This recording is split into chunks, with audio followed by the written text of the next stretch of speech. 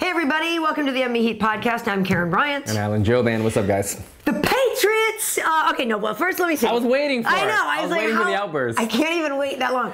So we are going to talk about UFC Houston. Yep. That went down. Yeah, the Korean Zombie came back, beat Dennis Bermudez. We'll talk about Felice Herrig's win. We'll talk about some of the other strawweight action that happened on the card. Maybe we'll get into what should be or could be next for OSP and all that. I definitely want to talk about that. But obviously, I was in Houston initially. I didn't get to stay for the game, unfortunately, which is a bummer. It would have been amazing to stay for that game. That was because, let's be honest, haters, you know this is true.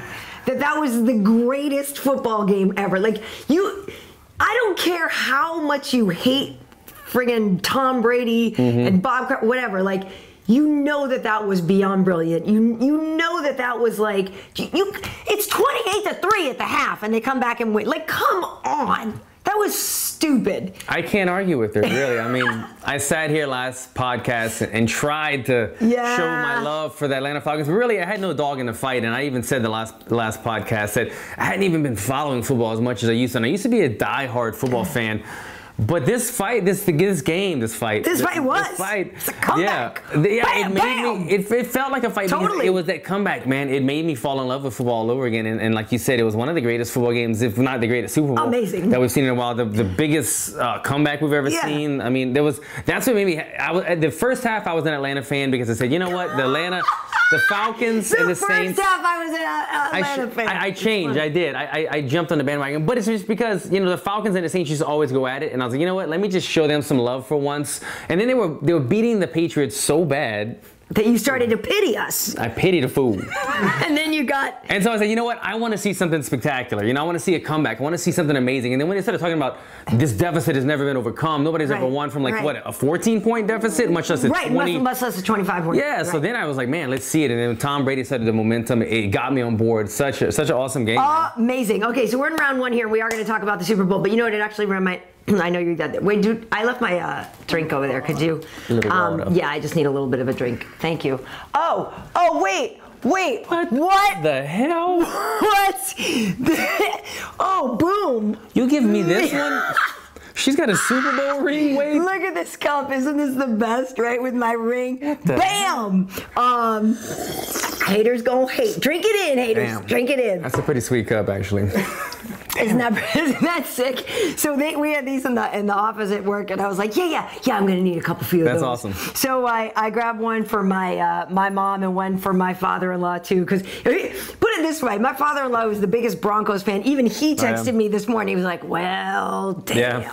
Right? What can you say? What are you gonna do? What are you gonna do? So, and if you people will check my timeline, you'll see I never put up one of those tweets at halftime. It was like, well, we tried. I never gave it one of those. I kept like, come on, guys, let's rally. But I did know right away. I was like, all right, this is gonna be a ridiculous game. The Falcons were doing everything right, and I'm not the type that's gonna get mad at them. They did everything right, and it's that whole hate the player. Don't hate the player, hate the game. I'm pissed off that I'm losing, but they were doing everything freaking right, and I was like, all right, what am I gonna do? I mean, my man Julio Jones is just making some spectacular catches. Ridiculous, right? So, and I was just more frustrated by, Tom Brady wasn't getting any protection. He got sacked a few times, and so that was pissing me off. Man, he took some hits. He got knocked down quite a few times. So that's what was getting me, but then we were all joking. We're like, oh my God, that halftime, just to hear what that speech or what that locker room must have been like at halftime. Then they come out. They only had a couple jabs. They get there, they go, okay. So then it turns out to be mental. And we're at this party, and I gotta be honest, too many children, because I had to keep my language in check. And if you can't tell, I was a little bit fired up. And we were at a friend's house who's a Pat's fan. But even still, and I was with people, but I would have preferred to be a little more vocal and stuff like that. But even this little kid was talking mad smack to me at and the Falcons, they suck. And I was like, I'm about to backhand this little kid, and he was all up in my face. I was like, oh my God, this kid is totally killing me right now. And so I was very tempted. Hopefully his parents aren't viewers of the podcast. I don't think that. But I was gonna, like, there was a real part of me that wanted to find him later and be like, listen, you what did I tell you? But I didn't. I took the high road. I didn't pick on a 9-year-old boy. I love it. Good job.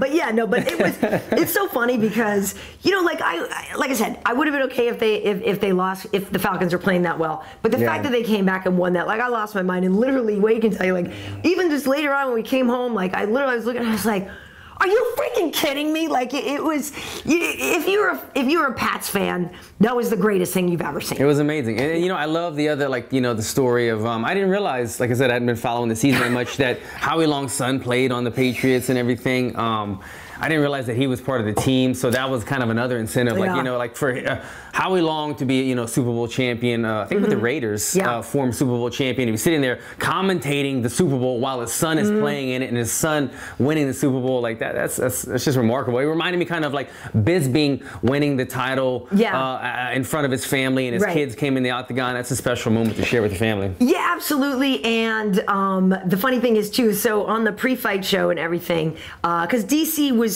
unlike you, being a Saints fan, DC was basically like, can't root for the Falcons. Yeah. So he's like, I don't like the Patriots. That's what most Saints fans are doing too. That's what I figured, because he's like, I can't do it. I've been gone too long. I know, he's like, I just can't. And he said, I want both teams to lose. I know that can't happen, but whatever, not the Dirty Birds.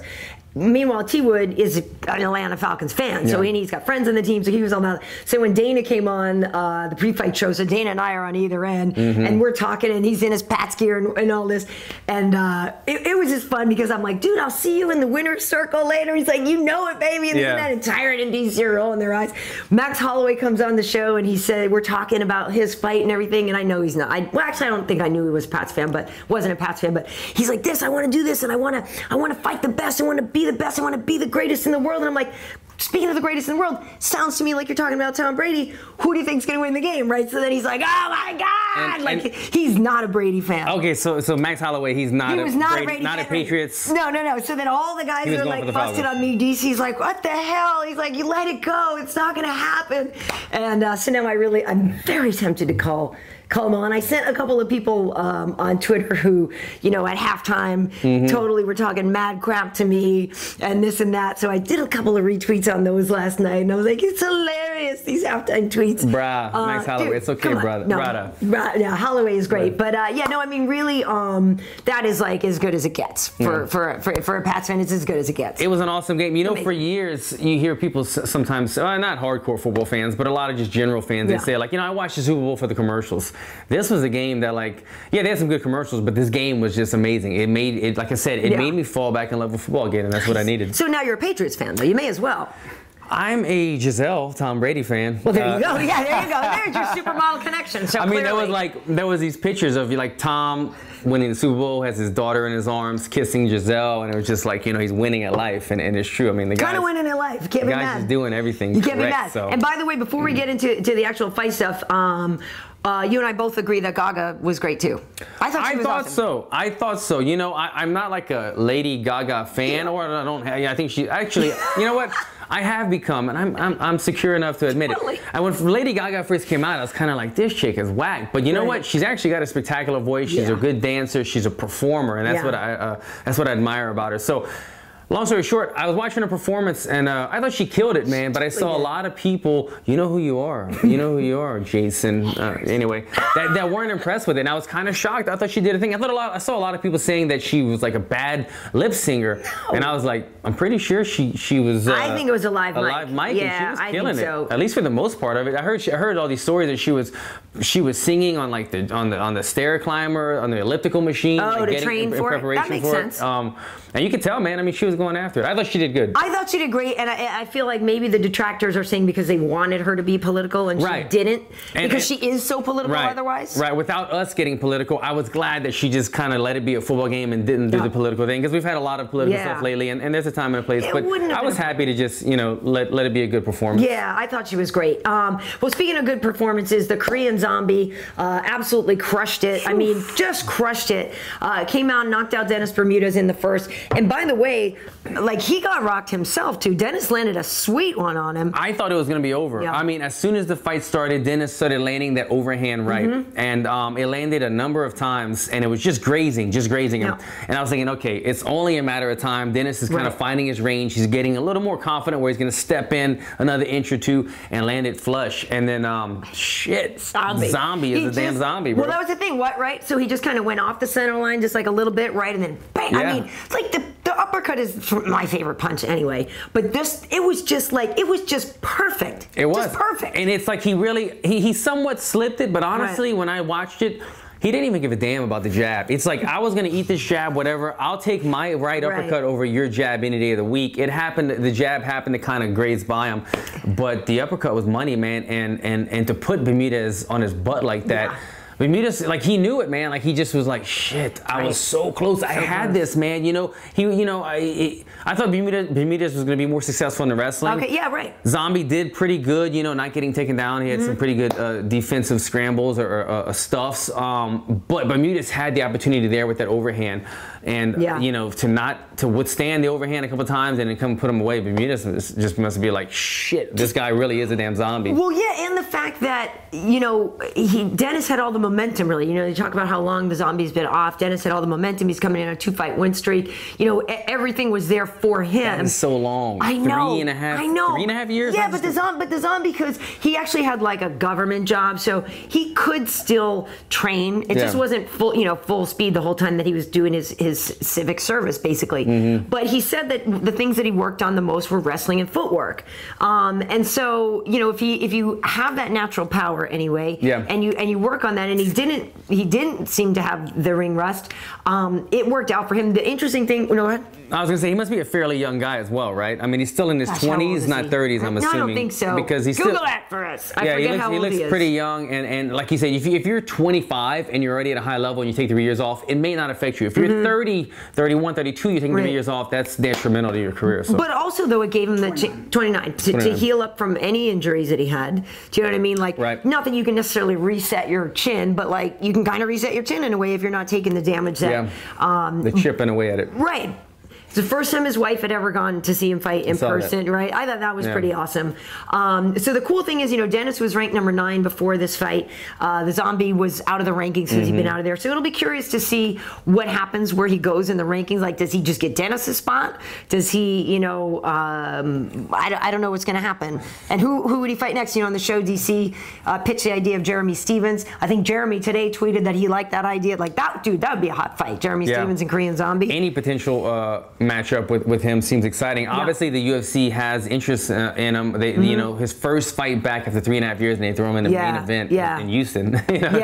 No, I mean that was the perfect script for him. And when we were talking about the Jeremy Stephens thing, I know Jeremy lost to Frankie, and they, sometimes you want to go winner, winner, loser, loser. But with that inactivity for that long, I think it's totally cool if you put Zombie with Jeremy Stephens, or I mean, I don't know who you'd put him against, Frankie or something like. But Frankie's right up there again, you know what I mean? So like, what do you do? And the interesting thing about Zombie is I'm calling him Zombie, and that's what's interesting is about him. I said, they showed it on the broadcast, is who called the fight? Was it Bryant Stan? Bryant Stan called the fight, and he said the same thing about he's calling him Zombie because that's what he wanted to be called, and at the bottom of the screen it said Zombie, and it just makes him more marketable. It's just like it kind of rolls off the tongue. Oh man, I should have been wearing my Korean Zombie shirt. I have one upstairs. Oh, you have one? I might have to go get a wardrobe change. Man, I thought you were going to be Patriots swaggered out today, to be honest. Just my bling ring, my ring. But I do have I do have a Zombie shirt upstairs. Darn it, I wasn't even thinking. But he's a very marketable dude. He's got the name, he's got the fighting style, and like they're not just throwing him on Korean cards. I mean, like you said, he's headlining Houston. This is his second headliner, I believe. And he's going to be a very marketable guy, especially since they're trying to, they want superstars in those Asian markets, in the Russia market or wherever. For sure. So you want those international stars. I know where it is, but he'll never find it. It's in it's in one of the bins with the t-shirt. It's in under the a pile. The white bin with the t-shirt. Yeah, I know where it is. I actually know exactly where it is. We could hit pause on this and I could go get it. But Yeah, because also they have Dooho Choi, who is a rising star there too. You know, and so same division. You know, I would never want to put them together. Yeah, and like Cub Swanson and all these guys. Yeah, I was joking like, hey, the next time that the UFC has a show in South Korea, let's take the desk on the road. Like, I would love that. Yeah. Because you're right. They have a couple of superstars there and stuff. Yeah, so, they're building them. It would be great. But okay, so the next round here, I wanted to talk about the co-main event. Felice Herrig took on Alexa Grasso. Coming in this fight, Alexa was 9-0. She was undefeated. Felice, you know, is definitely a veteran, but her record is, you know, if you look at the win-loss ratio, you think, oh, she's not that good. But, you know, the woman, she's been around for a long time. She's been in the game, a real smart veteran, and she took a lot of time off before the Karyn fight this June because she just was talking about how literally like her body was chemically imbalanced. She didn't have the love for it anymore. Like she had to go through a lot. She is shredded out of her mind. Oh my God, she's totally shredded. So she got everything back right, and she found the love for the game again and all that. So when she came back in July, beat Karyn in the first round with a submission. Came back last night or Saturday night and took out Alexa, who everybody's so high on. Like this young prospect, she's gonna, you know, everybody really thought because Alexa was a big favorite, and Felice just was having none of it. I'm really very happy for her. So Grasso was the favorite in that fight. Really? Okay. The only bigger favorite on the card. Here we go. There's Wade found his. Yeah. So I have one of these two, just slightly smaller. You know, but this is like the greatest shirt. I have to say. You know, the Reebok deal does kind of hurt when you look at how cool some of these shirts used to be. Yeah, and like that, you know, I mean, the dude can still sell his T-shirt; he just can't walk out in it. But yeah, this is a great one. And he's got a big fan base. I gotta rock that one again. You saw at the show in Houston. I mean, there was a ton of support out there for him. Guys wearing the shirts and everything. So I think the UFC is recognizing that this guy does have a fan base. Oh, for sure. A potential guy they could push. Yeah, absolutely. But yeah, with Grasso, the only bigger favorite on the card was Jessica Andrade over Angela Hill, and we'll get to that in a minute. Yeah, awesome fight. But so for Felice, you know, and it was interesting because Grasso, when you saw her first fight in the UFC against Heather Jo Clark, I mean, she lit her up. She lit her up. And she just didn't have that on Saturday. She didn't have that urgency. She didn't have that, like, I don't know. And we were thinking, okay, maybe it's her nerves. Maybe she, you know, is kind of realizing this is a big deal. It's Super Bowl weekend. Maybe she was nervous. Brian Stan's take on it was that she was too loose. He's like, she's too relaxed, and that, you know, it ended up looking like a sparring session. So I don't know what your take on it was, because when she did find some urgency late in the fight, she put some things together. But like, I think Felice was just fighting better. Yeah, exactly. I think so too. I think she is a veteran of the sport, and she just kind of had a couple tough losses, but maybe we didn't get to see the best Felice yet. And she's starting to perform at a better level now. She's really high on a camp, and she said she's been doing some different things with her body or her diet. But man, like her body is insane how shredded she is. I mean, it's almost intimidating when you look at her. If you're another girl on the other side of the octagon, you have to fight this ripped up woman. To say she's intimidating. Have you seen your Equinox ad?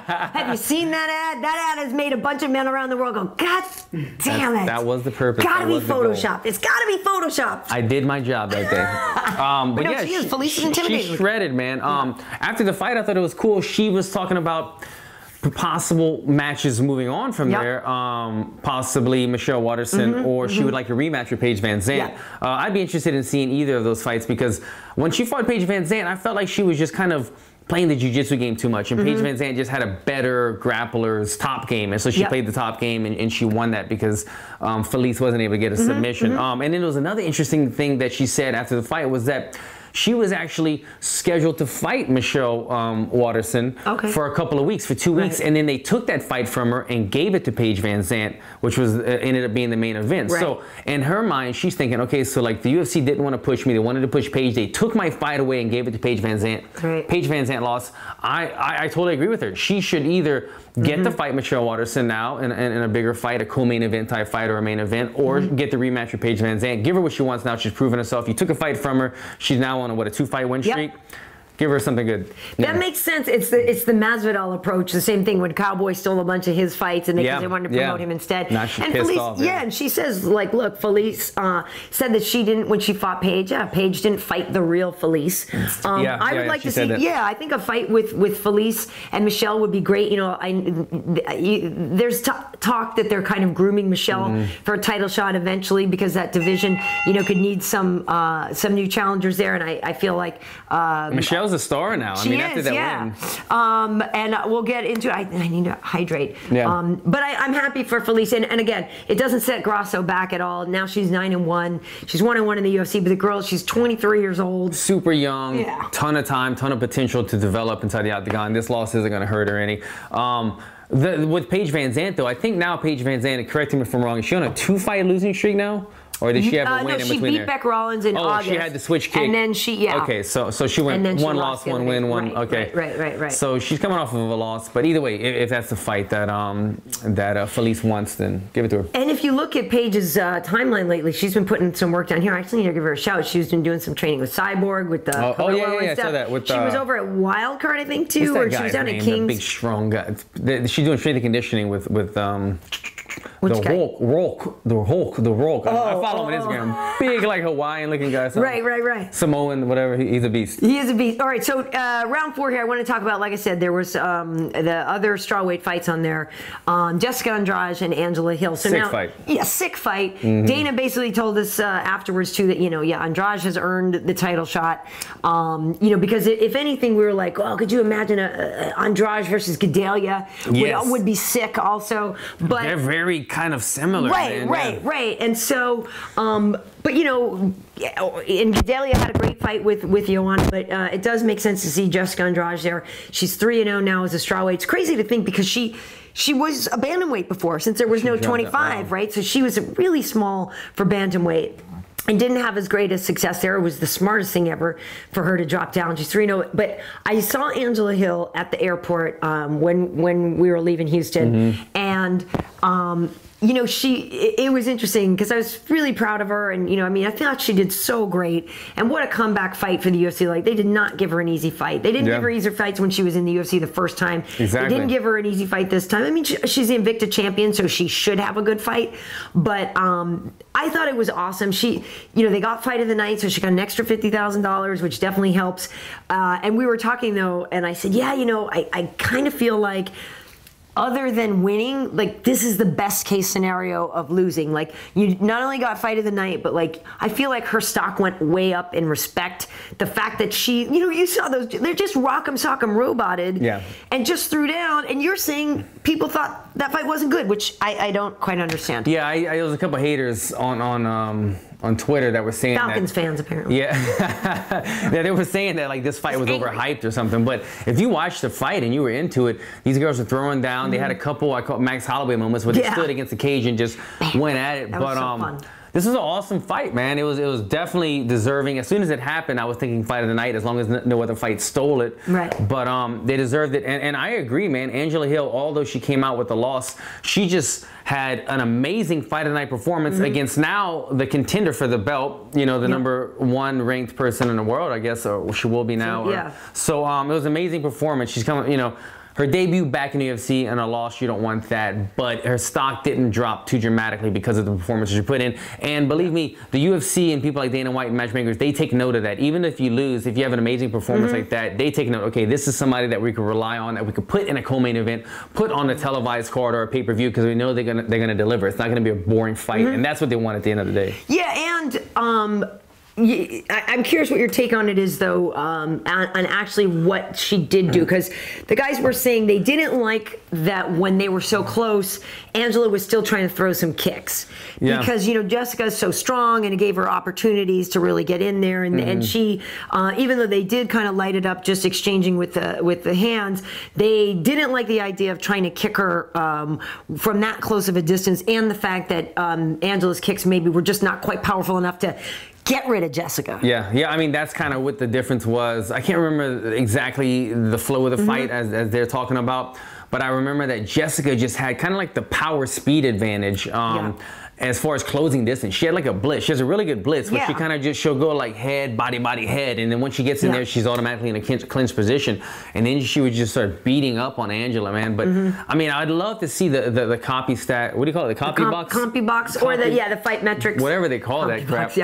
Okay, Jim. Harold Exactly. Totally. I love that. I'd love to see how many strikes you're throwing, because I felt like for a 3-round fight, that was one of the most strikes. There's so many strikes landed in that fight. power strikes. Yeah. So it's a real good fight, man. She showed a lot of heart. And Angela proves she has a chin. Yeah. Because I don't know that I would take this fight. I mean, like, Jessica is yoked. She's another one. Yeah, she, like you said, she looks like Gedalia. Yeah, and her, Jessica has very, very strong, powerful legs too. Yeah. Just very, very strong. To see Jessica and Joanna throw down, I think would be pretty awesome. I think that's the best person out there for her to fight. Yeah, Joanna's training at American Top Team now, and just basically started her camp. The other day, if you follow her, she has been posting some stuff about it. So I'm not sure exactly what the timeline could be, but that could be a fight in May or something like that, right? Mm-hmm. Jessica time to heal up or whatever. But if they want to keep her active, because I know they need to keep Joanna active because she's just badass, and I people like watching her fight, so I feel like maybe May could be a fight for them, right? Because it's just February now. March, April, May. Is that too soon? I don't know. How much do you think Jessica hurts right now? Yeah, I think she's fine. She didn't seem that banged up. Yeah. As far as timeline-wise, right now, man, it's I wish I had an answer for this because I've been trying to get a fight since my last fight. I can't get a damn fight. I know. And right now, the UFC is kind of in a weird position. Joe Silva at the end of last year, he departed. He was the main matchmaker. Mm-hmm. Now Mickey Maynard came over from Legacy Fighting, and he partnered up with the other matchmaker, Sean Shelby. But Sean does more of the lighter weights, I thought, and Joe used to do like middleweight up. Right, but now they switched it up. I mean, they kind of just. So I think we're working now with Sean Shelby. Okay. And the welterweight division is what I'm getting at. So anyway, long story short, with Joe Silva gone, it's taking a while to get fights. Right now, if Joe Silva was still there, I think I would have had a fight done already. But with him gone, they're still kind of figuring out their places. So it's tough for me to get a fight. I've been seeing a lot of last-minute fights too, man. You've been seeing guys like so-and-so have been added to a card, and the card's 2 weeks away, and it's just been kind of blowing my mind. So if you're a fighter in the UFC, the state that you need to be in right now is stay ready. Stay at like 60-70% because we don't have the benefits of getting that 8-week notice anymore, and then you have a whole camp. You got to stay pretty much ready right now, and then get ready because you might have a 2-week, 3-week, 4-week notice now. Yeah, that's interesting, and I wonder if it's sometimes that they're talking about stuff and that the contract just doesn't get worked out until late or what. I don't know. I really wish I knew it because you know what? Even on this card, they had a couple interesting matchups. We saw what was it Anthony Hamilton? Yeah. Hamilton, the heavyweight, who's like probably cuts to make 265 or something. He's a big man fighting the guy who came in who lied to the UFC apparently. Marcel. This guy came in weighing like 209 soaking wet. He told the UFC it was his UFC debut. He's a 185er if he walks around at 209 or 210 or whatever. And he told the UFC he weighed 230, so they put him against Anthony Hamilton, who's a huge welterweight. He ends up knocking him out, getting the fight performance of the night bonus. But that was an amazing fight, amazing performance, but it just kind of shows me that, man, what happened with the matchmaking right there? Yeah, because I think he was actually on Tough as a light heavyweight. This guy, he was on? Yeah, he was on Tough, and he fought Josh Stansbury, I think it was. But yeah, he was even small for light heavyweight. Yeah. You know what I mean? Yeah, he could easily make 185. But people are cruel with the memes and stuff of Anthony Hamilton's face I didn't plant. See him. Well, because he face planted, and so he kind of got knocked out a couple times. He got knocked out by Marcel, he got knocked out by the canvas, then he got up and he got knocked out by the fence. Like my man was hurting. And so people are fight fans. Yeah. Oh, they'll get you, man. People. But debuting was Volkan Özdemir, and he came in against OSP. It was a split decision win for the Swiss fighter. I actually thought OSP did enough to win the decision. But my question to you is this. OSP now on a 3-fight losing streak. He lost to John Jones. He lost to Jimmy Van. Now he's lost to Volkan Özdemir. He always talks about the fact that he's very loyal and he's had the same gym. He's trained with the same guy since day one. And we have gone over this and over this on the shows at work. And no disrespect to those guys because they got him up to the point where he got to fight John Jones. But I'm really wondering about his evolution now. Like, is he stunted? I don't understand. Like, because I know, like, if you guys could have seen this when Alan came in, just like passed out because he was putting in work with Kenny over at Black House's Wrestling Day, and like, you have so many great guys to work with, and you just keep getting better. And unless OSP is bringing in all kinds of people that we don't know about, being the big fish, being the only fish in a little pond, I just don't know how he's going to get better. Like you said he's on a 3-fight stint right now. He does need to change something up. He's loyal. I'm a loyal person. But if you're not evolving and you're losing, then something needs to be changed. If you're still winning and you're making it happen, then you can do it. But if he's on a 3-fight losing streak now, and he was at a time he was like in that top. He got to fight John Jones. Yeah, I mean he was the guy that everybody was high on. Yep. And now he's not performing at his best. And the thing is, like, when you have a coach, it's a relationship, you know? It's like having a girlfriend or something. You're seeing somebody every day. You have to have the great chemistry and relationship. They obviously have that, and that's why he's loyal to him.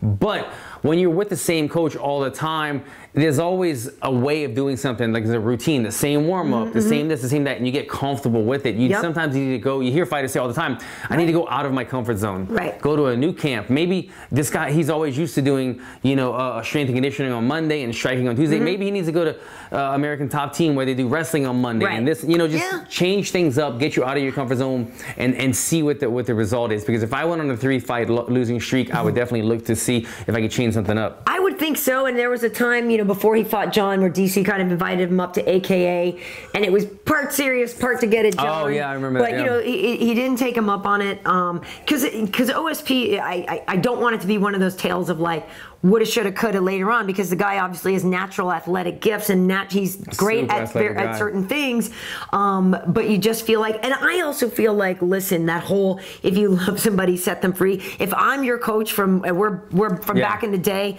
but I know that, like, you just lost 3 fights in a row, and I'd be like, dude, I'm sorry, but I obviously can't give you what you need right now. You got to go find something. And even if it's not setting OSP free, but let's take Anthony Pettis, who's super loyal to Duke Roufus, but he allowed Anthony Pettis to go and train. Anthony Pettis was going around and training his wrestling elsewhere. He was even going to Greg Jackson's training alongside Cowboy, getting different looks when he was in a bad hole. Anthony Pettis, you know, former champion, he went like a 3-fight losing streak, and he changed it.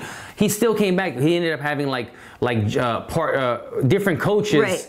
But Duke was still in his corner, and these other coaches were in his corner. So maybe he could do that. He could still keep the tight relationship with the coach that knows him better than anybody who he has right now, but go and train elsewhere, get some other looks, get some other feels, and then come back and maybe everybody. How about to end this subject? It works really good for some people. I've been training alongside Tony Ferguson a lot lately. Yes. Yeah. Wade, where's that video? We got some good footage coming out. Tony is a guy that is very unorthodox with his training.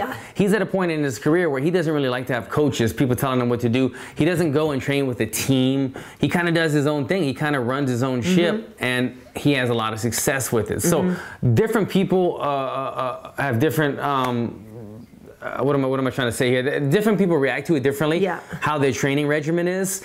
But if you're losing, you have to change it up. Tony Ferguson is on like a 9-fight winning streak. So he's not trying to change up what he's doing. But if he loses to Nurmagomedov in this upcoming fight, maybe he will change it. We'll see. Well, also with Tony, though, he keeps pushing himself. Like, I feel like the part of the reason that Tony goes and does this crazy stuff is because he wants to just take himself into another weird next level thing. It's his style too. You're right, because his style is kind of unorthodox, and he loves to do. It's almost like breakdance style, the way that he fights. So he loves to train unorthodox stuff like that. Where if you're kind of you've been taught, you've been molded from the basics, then it's hard to go and train the kind of odd stuff that Tony does. But it's working for Tony. Are you trying to put a disclaimer out for what footage we show where you look strange doing somersaults? Hey, I think you did a good job with your somersaults. Yeah. We were doing some training, and they had me trying to do off the trampoline, onto the mat, front flip, all kinds of stuff. And I thought you did well. That's just, I'm not really an airborne type guy. I'm more of a grounded type guy. But you went for it, because I'd be like, I'm good. Like, I don't know that I need to go try to do a somersault if I didn't know how to do one. My man, what's his name? Arnold over at Unbreakable. Tone. Yeah, no, you guys did great. So yeah, we're gonna have that video out. And speaking of the whole thing of losing and then mixing something up, I did get an interview with Chris Weidman last week too, and that was the whole thing when he lost to Luke. He then found, okay, now gives me an opportunity to change some things, because he said, you know, I was winning and winning and winning, and it's that whole if it's not broken, don't fix it. And so, you know, sometimes you are blessed with the opportunity to take that time and reassess and stuff. So we do have an interview out with Chris Weidman. Just before we did this, I spoke with Jimmy Manawa, so we'll get that one out. Wade will be getting the Tony Ferguson clip out as well. Quickly before we wrap it up here, you know, obviously UFC 208 is this Sunday. You know, we have Holm and Germaine Randamie going at it. Anderson Silva. I really, my question to you is actually even more on the Anderson thing. Like, do you feel? Well, A, did you think he beat Michael Bisping?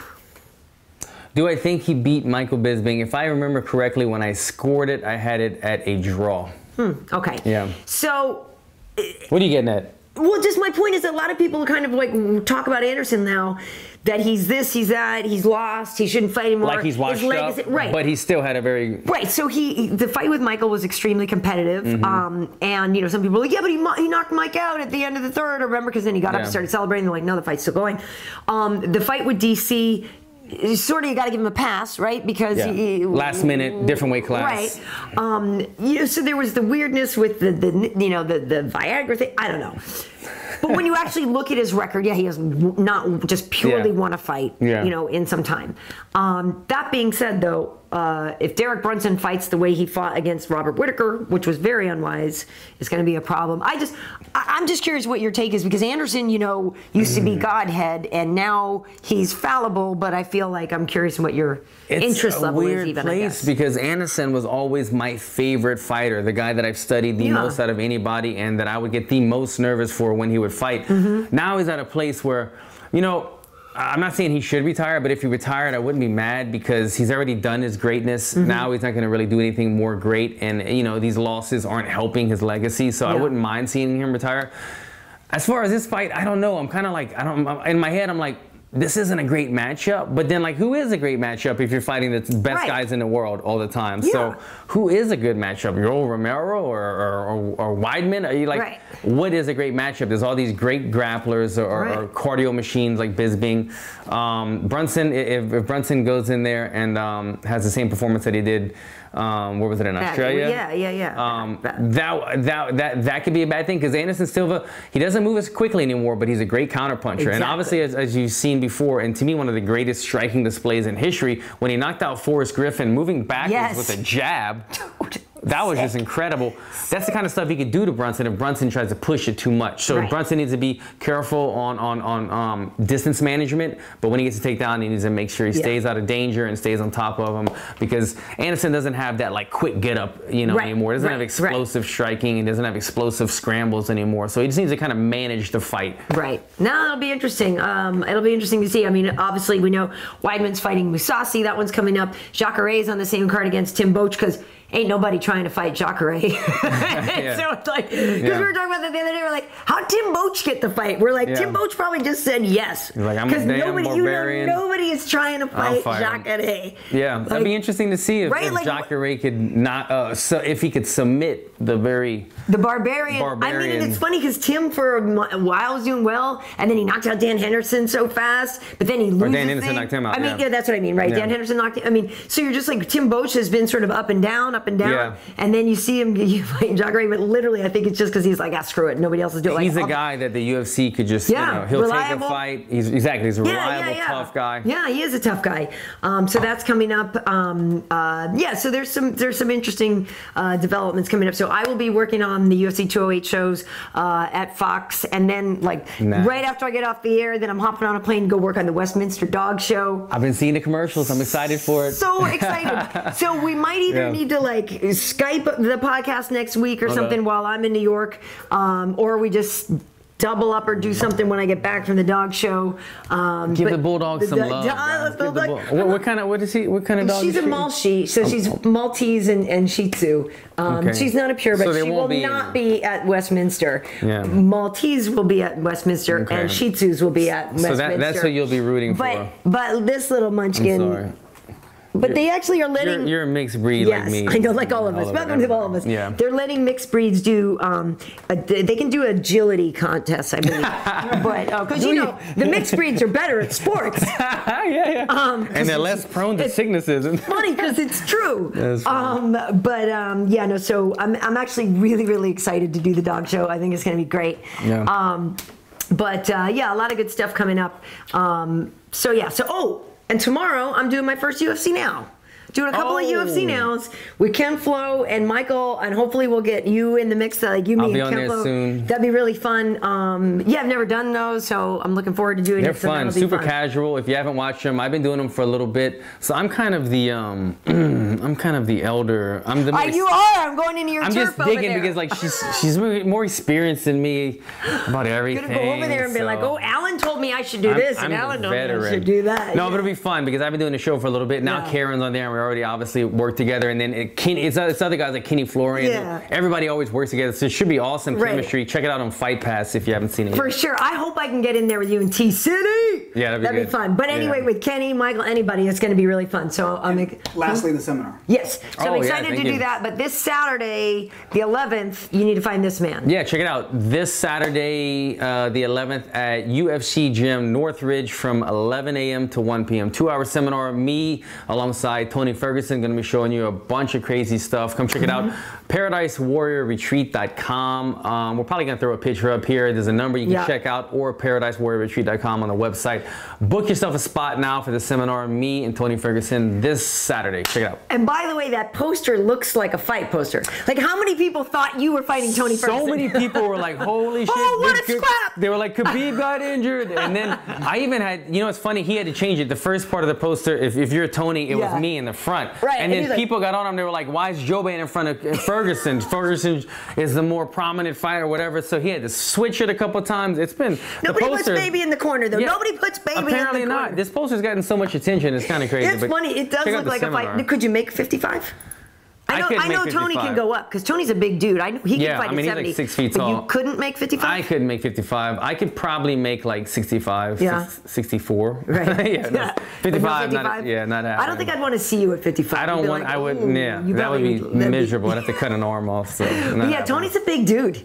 He is, man. He's a tall, right. long arms. He's naturally kind of lean, but he's a very tall guy. Yeah, so he could definitely fight at 70. Yeah, I mean, he won the Ultimate Fighter on 70, Exactly, I believe, so. Exactly. Well, very cool. So yeah, we have a lot going on, obviously, so you can follow us on social media. You can find him at Alan Jouban. Nothing changed. Check it out. I am Karyn Bryant on Twitter and on Facebook. We have MMA Heat, both of those places as well. KB Heat on Instagram. We also have Trocasau. When you can look at Trocasau on Twitter and on Facebook. And Evie and I will probably be doing another one of those this week as well, because she'll have insight on Anderson and all that, and Jacare and everything. So for all of you who speak Portuguese, we will tune into that and get that going for you later this week. Awesome. So otherwise, so busy. I know. Check out the Weidman interview. We'll get the Manawa interview. Wade's gonna work on that Kukui. Get that out, man. Dude, I was out of town, and I'm not the type that's like, what are you doing? What work are you getting done? Yeah. Come on, Wade. I thought it was going to get done, if I'm being honest. Get that footage out, man. People want to see what Tony's doing for this fight. My nervousness, really, honestly, when we get great stuff like that, I just want to get it out before the fight gets canceled. Like, you know what I mean? Like, somebody's hurt. They're like, son of a bitch. We had this whole thing. Especially with Khabib. Yeah. As a reminder, the Patriots won the Super Bowl again. Haters. We'll see how long. I thought she was saying we were going to have a champagne podcast. I know. Today. I thought about it. As if I won my fight, but just because the Patriots won, she was going to have a a day drinking going on. We should have had a set like just a bunch of Sam Adams. I should have gotten out like the winter sampler. Had hilarious. Some clam chowder up in here. Get some lobster tails. Some Kraft cheese or something. You're right. I should have done it. It's just because I only got back in town. But yeah, you're right. I should have done all to get the chowder. Chatables. Congrats to them. Awesome. They won me over. That was pretty badass. Welcome to the right team. And by the way, just to finish that point though, people talking about the politics and stuff like that. I take my politics out of football. I just want it. It was just an awesome game. So that was great. Okay, cool. So that is it. Remember, you can always get this on audio as well at just MMA.audio. It has all of ours from there too. So if you just prefer, I don't know why you wouldn't want to look, but so rude. In case you don't have a phone. TV. See you next time. Yeah, peace, guys.